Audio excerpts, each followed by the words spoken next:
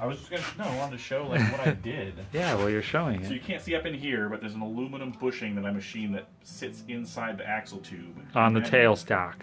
Well, it's first it sits in the axle tube. Then I Yeah. lift the axle tube onto the whole axle onto the tailstock and pressed tailstock in because I took the hand wheel off right there, and then I locked it because it all fits up inside the axle.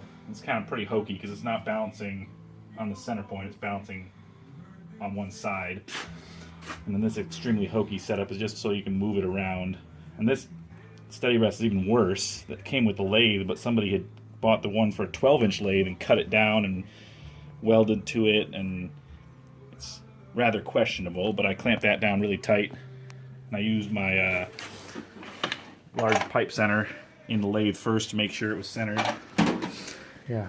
And then I've got this reamer that's a carbide tipped reamer in a 15/16 collet, so I can bore it in a little bit and then I'll just keep extending it out because I don't want the reamer poking out too far. And yeah, it just